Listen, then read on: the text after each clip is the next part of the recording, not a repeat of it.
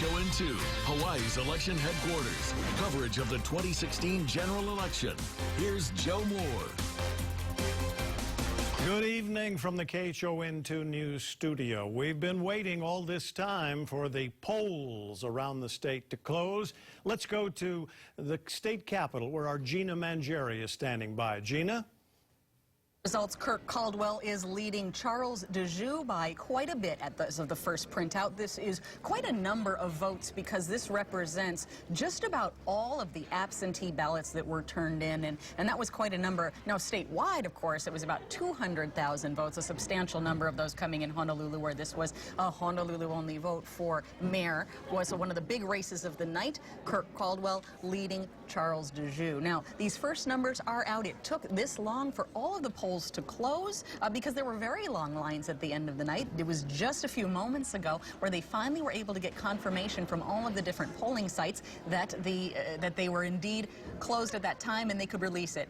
An unusual night, as it has been nationwide. Same thing here in Hawaii. Quite a number of glitches early on that kept the scanners moving more slowly through our very long ballots with the constitutional amendments. Again, Justin, let's take a look here at our results. We have there one of the most watched races, Kirk Caldwell. And now the rest of the numbers coming up on your screen, and we'll continue to keep an eye down here. The next results were supposed to come out at about 8:30. That's not too long from now. But again, this first printout and all the numbers that you're seeing on the screen now in front of you are very, very representative of the trends for the night because it represents almost every one of the absentee votes cast, or about 100% of the early walk-in ballots and more than 90% of the mail-in ballots. Joe, back to you.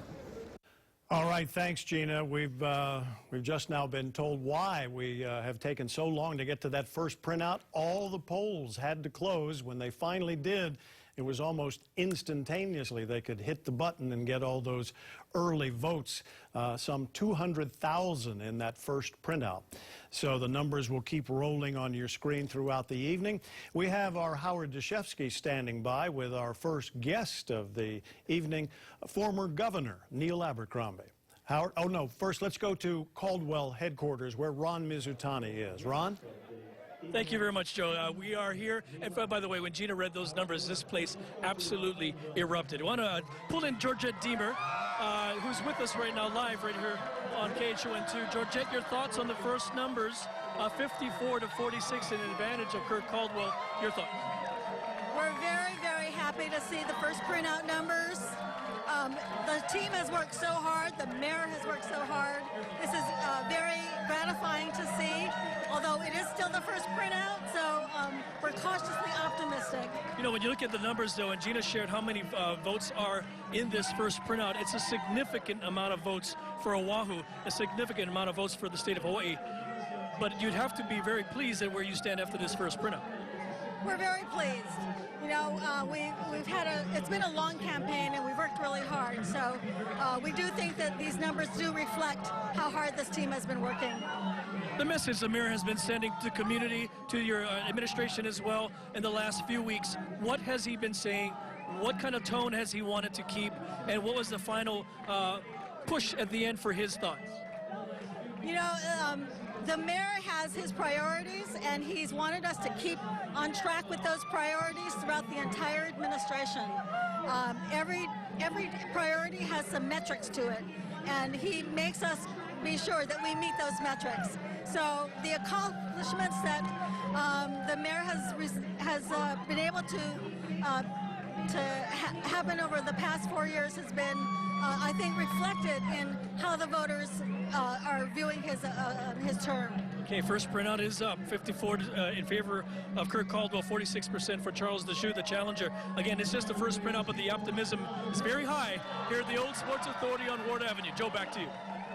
All right, thanks, Ron. And for all of you still watching the closely contested presidential race, as soon as we get word that either Donald Trump, who now has the easier path to victory, or Hillary Clinton, the more difficult path, gets the states they need to reach the 270 electoral votes, we will let you know. And of course, we will go to their campaign headquarters once they make appearances. But right now, let's go to DeJoux headquarters. Christine Oweno standing by. Chris?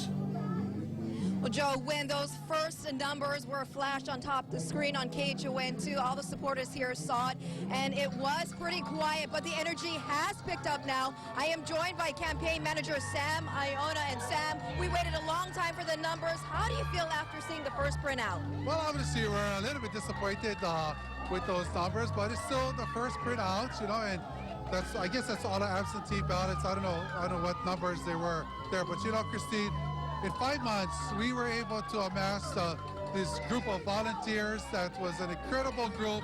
They worked really hard. We were able to, you know, fight the establishment, basically, you know, and we're proud of what the work that everyone has done here tonight. Now, Charles Dejoux had told KHON2 earlier that every vote would count. He expected this race to be really close, and you told me that he was campaigning all the way up until 5:55 tonight. Yeah, the last time we talked was at 5:55 when I called him, and he said he was leaving Kapolei High School, which was one of the polling places, I guess, was still open. So we were going all the way to the end, and tonight we're going to go all the way to the end as well, Christine. But, you know, again, these are hardworking volunteers, and we're hoping that, you know, we're making a statement here that, you know, the people of this city, you know, need to see a change in government. Do you think he made enough of a statement this time around? I know after the primary election, he said that it was time to set the reset button and change, and it was a clean slate. Do you think that it was enough of a difference to claim a victory tonight? Well, you know, if you look at what's happening nationally, people are frustrated with their government. I mean, there's a lot of people who didn't vote, and it's unfortunate that people are not voting, but if we had everyone in the state voting, if we forced them to vote, we would win, you know, by landslide. But people are frustrated with the government, and that's why you see what's happening on the national level, I think. And so we saw the frustration with people, and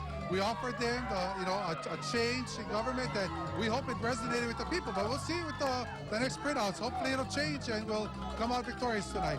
All right. Thank you, Sam Iona, campaign manager for Charles Dejoux. Charles Dejoux, not leading right now, but still, all the supporters here, as you can see and hear behind me, very optimistic at this point. We'll send it back to you in the studio, Joe.